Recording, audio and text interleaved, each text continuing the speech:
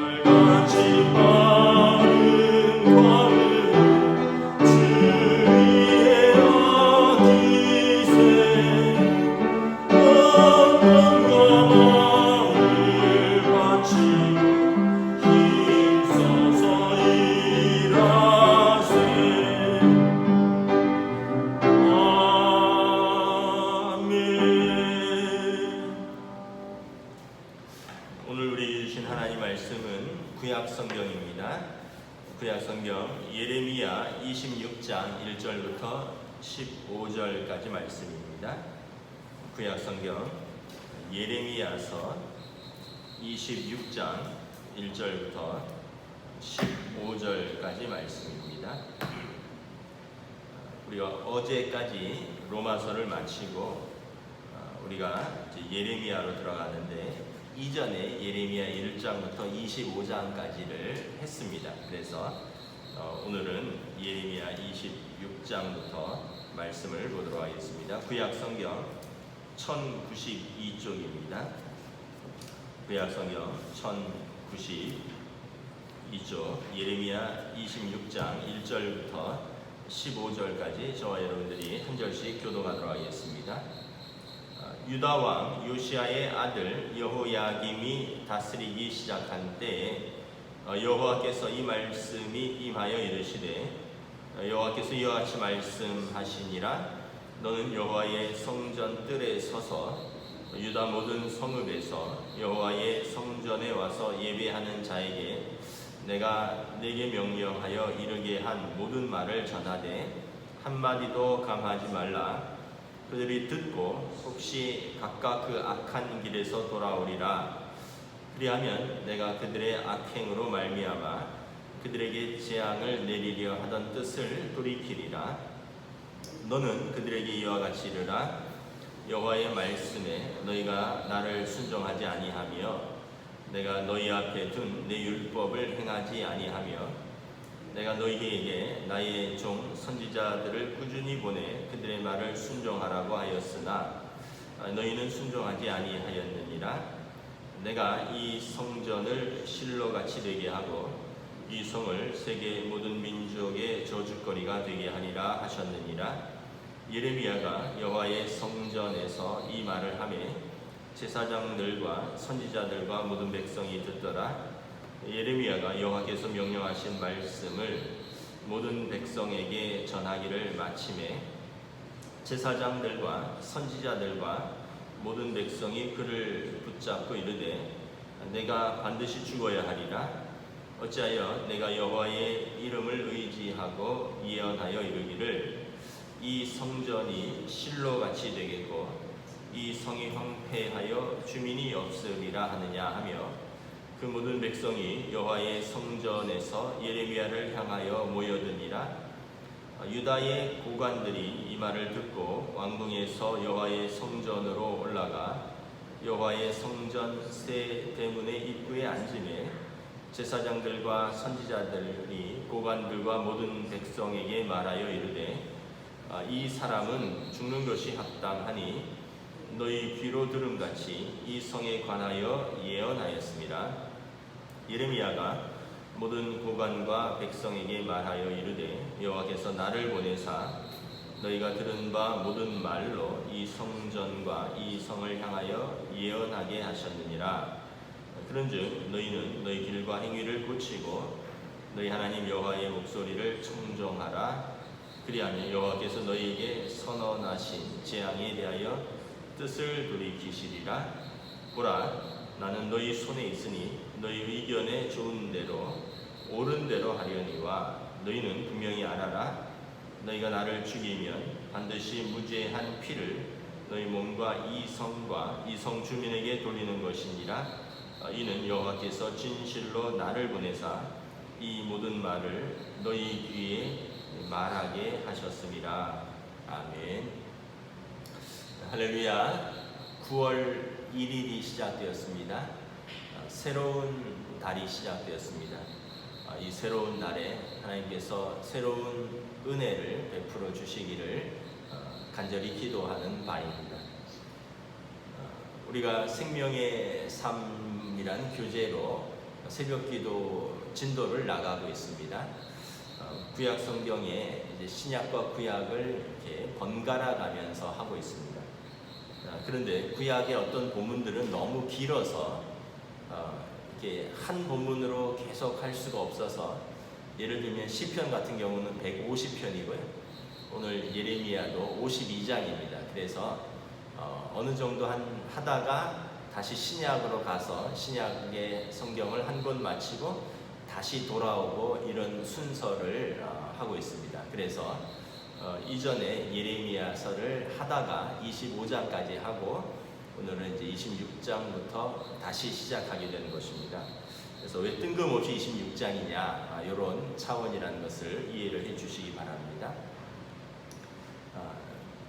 어떻게 보면 예레미야서는 그 당시에 그 기울고 있던 그 국군에 대해서 예레미야라는 선지자가 일어나서 백성과 또 고관들 앞에서 하나님의 말씀을 선포하는 것입니다. 여러분 그 예레미야의 시대를 조금 알 필요가 있습니다. 예레미야는 이 4명의 왕이 통치할 때에 걸쳐서 예언을 한 선지자입니다. 예레미야서 1장 1절부터 3절에 보면 요시야 왕 통치 13년에 예레미야가 선지자로 부름을 받았습니다. 요시야 왕 다음에 오늘 본문에 나오는 여호야김 왕입니다. 여호야김은 엘리야김이라고도 하는데 이 왕이 이제 죽고 그의 아들 여호야긴이 왕이 되었다가 또 3년 만에 그의 삼촌이죠 시드기야가 왕이 되고 시드기야 때에 나라가 멸망합니다. 그러니까 예레미야는 나라가 망하기 직전에 그 어떻게 보면 왕들이 뭐 10년, 3년, 3년 이렇게 짧게 통치할 때 그 마지막 때의 유다의 마지막 때의 예언자라고 볼 수 있는 것입니다. 그래서 요시야 왕 통치 13년부터 시드기야 왕 나라가 멸망할 때 11년 5개월까지, 다시 말하면 주전 586년 7월이나 8월경에 나라가 유다가 바벨론에 의해서 멸망했습니다. 예루살렘이 함락되었습니다. 그때까지 예언을 한 선지자입니다. 예레미야는 1장 1절부터 3절에 보면 아나덧 출신의 제사장입니다. 아버지가 hil기야고 아론의 반차를 따르는 제사장 가문의 제사장 출신입니다. 하나님께서 예레미야를 부르셔서 예레미야에게 가서 하나님의 말씀을 선포하라 라고 말씀을 하였던 것입니다. 예레미야 시대에 이제 하나님의 심판을 예레미야가 선포하고 이제 서기관 바룩이 기록을 하였습니다. 대피를 하였던 것입니다. 핵심 주제는 뭐냐면 이스라엘 백성의 불순종과 우상 숭배를 그들이 버리고 하나님께로 돌아온다면 하나님께서 그들을 돌이키고 그리고 그들에게 구원을 베푸실 것이다. 그러나 만약 그들이 회개하고 돌이키지 않는다면 그들은 바벨론에 의해서 멸망하고 70년 동안 고달픈 포로 생활을 하게 될 것이며 그 포로 생활 속에서 다시 하나님을 향한 그런 마음들이 강렬하게 일어날 때까지 하나님께서 그들을 그곳에 버려둘 것이다 라는 것입니다. 그 당시에 그 국제적 정세를 좀 살펴볼 필요가 있습니다. 이 예레미야가 선지자로 활동하기 직전까지의 이 중동의 강자는 아시리아였습니다. 아시리아는 지금 뭐 이란, 이라크 쪽에서 일어났던 아주 강대국이죠. 그리고 이 아시리아가 주전 752년에 북이스라엘을 이미 점령을 했었습니다. 그래서 이스라엘의 북쪽인 형제 나라인 북이스라엘은 이미 아수르의 지배 아래에 있었습니다. 그러나 이제 주전 약 620년경에 새로이 나라가 일어났습니다. 약간 아래쪽인데요. 지금의 뭐 쿠웨이트 쪽 아래쪽인데 메소포타미아 문명 쪽에서 일어난 바벨론이라는 나라가 새로 일어나서 아시리아를 점령하고 그리고 이제 이집트와 중근동의 패권을 다투게 되었습니다. 아시리아가 무너지고 바벨론이 일어나면서 아시리아에 눌려있던 이집트가 다시 패권을 장악하려고 신생국 바벨론과 전투를 벌였습니다. 이집트와 수리아가 연합하여서 이 팔레스틴에 인접한 곳이죠. 갈그미스라는 곳에서 바벨론과 전투를 벌였는데 이때 이집트가 대패하게 됩니다. 이집트와 수리아군이 대패하고 바벨론이 승리하게 됩니다. 그래서 이 중동뿐만 아니라 근동 아프리카까지 바벨론의 강력한 영향력이 미치는 이 중근동 지역의 패자로 등극하게 되는 것입니다. 그래서 그 당시 이제 이 이스라엘의 입장은 아시리아와도 관계가 있고, 왜냐하면 북이스라엘을 멸망시킨 강대국이니까. 그러면서 전통적인 강대국인 이집트와도 손을 좀 잡고 있고, 또 신흥 강대국인 바벨론과도 좀 손을 잡아보려고 요시야 왕 때부터 해서 여호야김, 여호야긴, 시드기야 이 왕들 때 여러 가지 그 정치적 스탠스를 취하였습니다. 예를 들면 예레미야가 주로 활동하던 여호야김은 정치적으로 그렇게 해안이 밝지 않고 심지가 곧지 못한 사람이었습니다. 그래서 그는 처음에는 이집트와 손을 잡았습니다. 그러나 이 갈그미스 전투에서 이집트가 바벨론에게 패하는 것을 보고는 바벨론과 이제 손을 잡았습니다. 바벨론에게 어떻게 보면 조공을 바치고 협력을 약속하였는데, 그러다가 이제 바벨론을 또 배반하게 되고, 이에 또 화가 난 바벨론의 느부갓네살 왕이 이 여호야김 왕 때에 또 쳐들어오고, 여호야김 왕은 전사하고 그의 아들 여호야김이 왕을 잇고, 이런 식으로 그 시대는 굉장히 주변 강대국들에 의해서 이스라엘이 아주 어려운 위치에 있었던 것입니다. 이것을 우리가 구한말, 조선시대와 구한말로 비교하면 좋을 것 같습니다. 일본이 러일 전쟁에서 승리하고, 그리고 이제 일본이 한반도로 들어왔죠. 그리고 청나라가 대한민국을 또 조선을 이제 좀 삼키려고 하고, 일본이 야욕을 감추지 않고, 또 러시아도 끊임없이 부동항을 얻기 위해서 우리 조선에 침입하려고 하고, 여기에 이제 유럽까지 가세를 하면서 대한민국은 말 그대로 일촉즉발의 위기 상황 속에서 모이게 됩니다. 이때 고종은 어떻게 보면 처음에는 청을 좀 의지를 하기도 했었고, 또 그 우리가 알고 있는 명성황후 민비는 이제 러시아 쪽을 좀 의지를 하죠. 그러나 이제 개화파, 김옥균을 비롯한 개화파들은 또 일본을 의지를 하기도 합니다. 그러면서 동학혁명 이후에 개화파가 처단되고, 또 청에서 고종을 잠시 잡아가기도 하고, 또 일본군이 습격을 하니까 아관파천이라고 고종은 러시아 대사관으로, 공사관으로 몸을 피하기도 하고, 아주 복잡한 상황 속에서 결국은 우리 조선이 멸망하고 대한제국이 탄생하고, 또 결국은 이 대한제국도 고종 순종에 이어서 멸망하게 되는 그런 것이죠. 지금 이 예레미야가 활동하던 이 시대가 그런 시대입니다. 막 왕들이 뭐 3년 단위로 바뀌고 전사하고, 주변에서는 이집트가 일어나고, 바벨론이 일어나고, 아수르는 쇠퇴하고, 정통적인 강대국은 애굽도 쇠퇴하고, 그러면서 이집트와 손을 잡았다가 바벨론과 손을 잡았다가 다시 바벨론과 반역을 했다가, 이러면서 나라가 굉장히 혼란에 빠지고 있는 상황인 것입니다. 이런 어떤 역사적인 배경 속에서 우리가 예레미야를 이해를 해야 할 것입니다. 다시 말하면 나라가 어려운데 사실 이 원인은 뭐냐면, 하나님을 떠나고 하나님의 말씀에 불순종하고 우상을 섬겨서인데, 지금 그 여호야김과 그 나라의 그 고관들은 우리가 어느 나라와 손을 잡을 것이냐에 힘을 쓰고 있는 것입니다. 이집트와 잡아야 된다, 아니다 바벨론과 잡아야 된다. 그래서 바벨론과 다시 이집트와의 그 언약을 파기하고 바벨론과 언약을 체결했다가 다시 바벨론과의 언약을 깨고, 이러면서 바벨론의 침공을 받고, 그래서 우리가 누구 손을 잡느냐라는 것이 초점인데, 그러나 여러분, 예레미야는 하나님 손을 잡으라라고 말씀을 하고 있는 것입니다.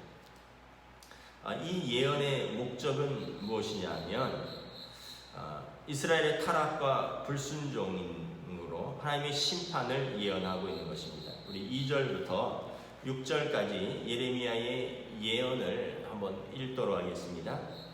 여호와께서 이와 같이 말씀하시니라. 너는 여호와의 성전 뜰에 서서 유다 모든 성읍에서 여호와의 성전에 와서 예배하는 자에게 내가 네게 명령하여 이르게 한 모든 말을 전하되 한마디도 감하지 말라. 그들이 듣고 혹시 각각 그 악한 길에서 돌아오리라. 예언의 말씀의 의도는 그 예언의 말씀을 듣고 돌아오는 것입니다. 그리하면 내가 그들의 악행으로 말미암아 그들에게 재앙을 내리려 하던 뜻을 돌이키리라. 그들이 듣고 돌아오면 하나님께서 재앙을 내리려던 뜻을 돌이키겠다는 것입니다.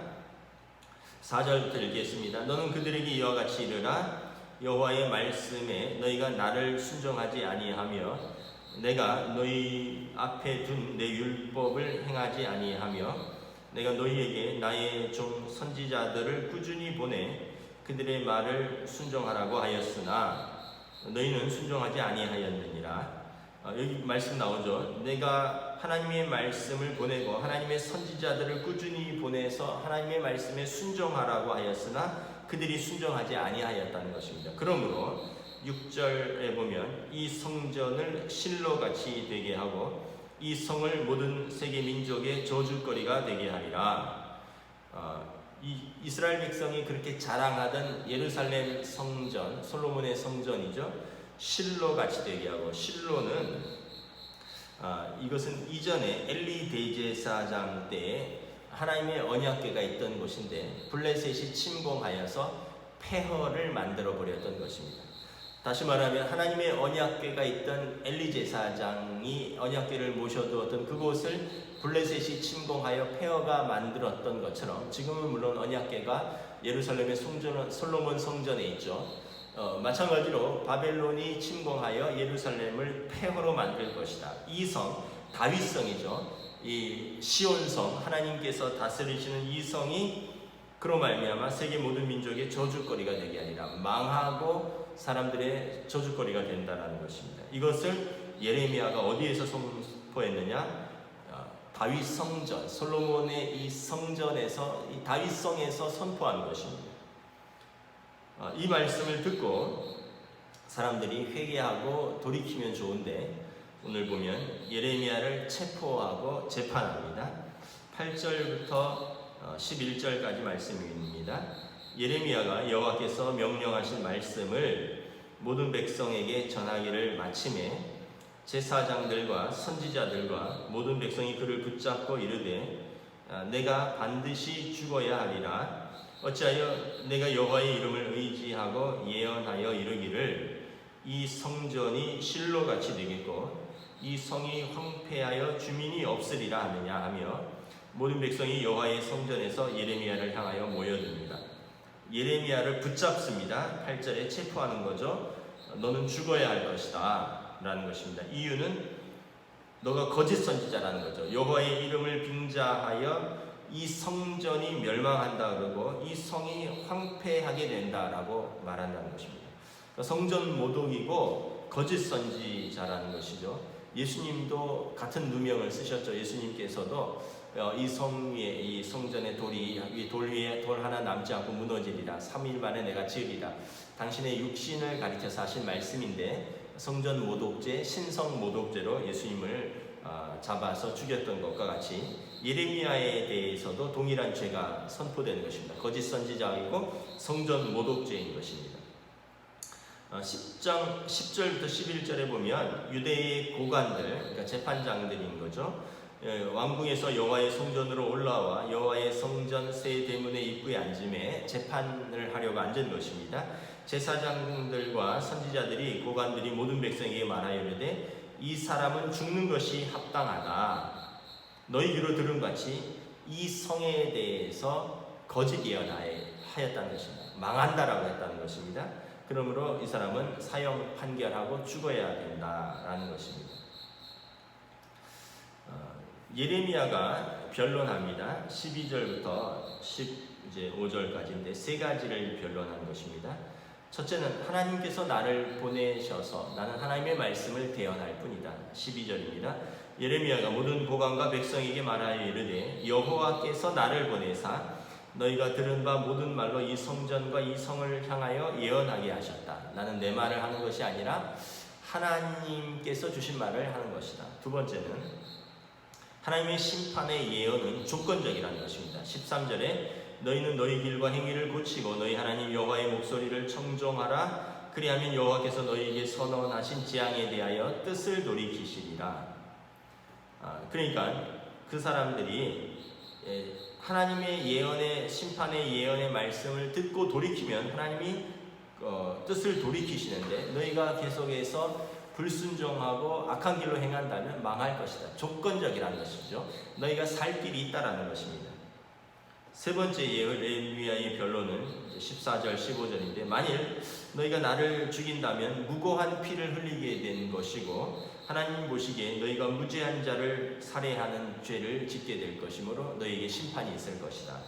14절부터 보면 보라 나는 너희 손에 있으니 너희 의견을 좋은 대로 옳은 대로 하려니와 너희는 분명히 알아라. 너희가 나를 죽이면 반드시 무죄한 피를 너희 몸과 이성과 이성 주민에게 돌리는 것이니라. 이는 여호와께서 진실로 나를 보내사 이 모든 말을 너희 귀에 말하게 하셨음이라.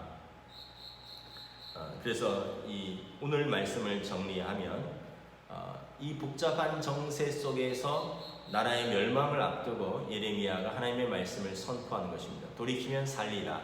그러나 왕과 고관들과 백성들이 돌이키지 않고 오히려 예레미야를 거짓 선지자로 해서 죽이려고 했기 때문에 결국 그들은 심판을 피하지 못하게 되는 것입니다. 이 내용이 계속해서 이어지게 되는 것입니다. 이것과 관련하여 참 이 시대가 어렵습니다. 여러분 지금 뭐 코로나로 인해서 굉장히 나라가 어렵고 또 이 어려울 때 뭐 장마도 길고 뭐 최장 50 며칠간의 장마가 있었죠. 또 태풍도 오고 이제 오는 내일부터 수요일부터 또 다른 태풍이 몰려온다고 합니다. 사회적 거리 2단계, 2.5단계 지금 이 일주일 동안 100명 이하로 줄어들지 않고 300명, 400명, 500명 넘어가면 이제 3단계로 넘어갈 것은 불을 보듯 뻔한 것입니다. 우리가 좀 객관적으로 상황을 좀 파악을 할 수 있어야 되는 것입니다. 여러분 이 코로나 바이러스는 우리나라에만 있는 것이 아닙니다. 중국에만 있는 것이 아닙니다. 전 세계적으로 지금 있는 것입니다. 여러분 미국 같은 선진국과 또 미국, 영국, 유럽 같은 자유민주주의 나라에서도 코로나는 지금 번창하고 있습니다. 오히려 미국이나 이런 유럽 또 지금 브라질 이런 곳에서는 하루에 5,000명 이상씩 확진자가 나오고 어마어마한 사람들이 죽고 있습니다. 다시 말하면 여러분 이 현상은 전 세계적으로 유행하고 있는 지금 역병이라는 것입니다. 이것을 막는 것은 철저한 방역밖에 없습니다. 성공적으로 대처하고 있는 나라들이 몇 군데가 언급이 되고 있었는데 대만이라든가 뉴질랜드, 우리나라 같은 경우죠. 10명 이내이면 아주 성공적으로 막고 있는 것입니다. 대부분의 나라들은 수백 명, 수천 명씩 일본 이웃나라 일본도 그렇고요. 그럼 미국, 영국, 일본, 독일, 이 러시아, 중국 가릴 거 없이 강대국이든 이것은 이념과 관계없이 자유민주주의, 공산주의 가리지 않고 강한 나라든 약한 나라든 가리지 않고 부자이든 가난한 나라이든 가리지 않고 대륙을 가리지 않고 이념을 가리지 않고 방역만이 최선인 것입니다. 그런데 여러분 일부 교회가 방역에 대해서 우리가 무책임하게 말하고 무책임하게 행동한다면 이것은 우리가 거짓 선지자가 되고 하나님의 교회가 공공성을 잃어버리고 대한민국을 위기에 빠뜨리게 되는 것입니다. 지금 우리 교단인 대한예수교 장로회 통합 측과 그리고 가장 보수적인 교단이죠. 순교자를 배출했던 대한예수교 장로회 고신 측에서는 전광훈 목사를 이단으로 올 가을 총회에서 규정할 예정입니다. 여러분 아직도 많은 분들이 전광훈 목사를 체제의 반대에서 핍박받는 순교자로 오해하시고 사랑제일교회가 아주 핍박받는다라고 생각하는데 여러분 사랑제일교회가 공공성을 잃어버렸습니다.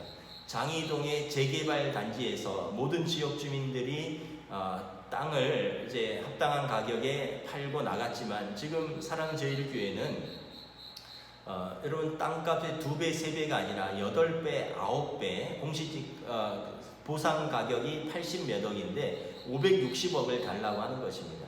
그로 말미암아 철거도 못하고 공사도 들어가지 못하고 조합원들이 계속해서 공사 기간이 길어지면 조합원 모두가 비용 부담이 늘어나고 이자 부담이 늘어나고 공사가 진행되지 않고 교회가 알박기를 하고 여러분 그냥 예를 들어서 4억이 보상 금액이라면 100억, 150억이 아니라 어떻게 650억, 700 몇 억을 달라고 하는 것은 이것은 교회가 공공성을 무너뜨리고 교회가 알박기를 하고 있다는 것입니다. 그래서 제가 분명하게 말씀드립니다. 지금 전광훈 목사와 사랑제일교회는 한국 교회를 무너뜨리고 있습니다. 그 지역을 무너뜨리고 있습니다.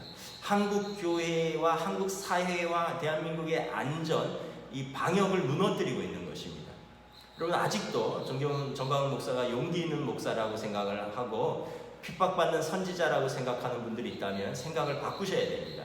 거짓 선지자입니다. 목사가 아닙니다. 제명됐고 면직됐고, 우리 교단에서는 올 9월에, 여러분, 우리 교단입니다. 제가 하는 말이 아니라 우리 교단과 고실교단에서는 이단으로 아마 정죄할 것입니다.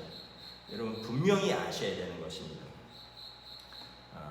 진짜 핍박은 여러분 사회에서 핍박을 받아야 되는 것입니다.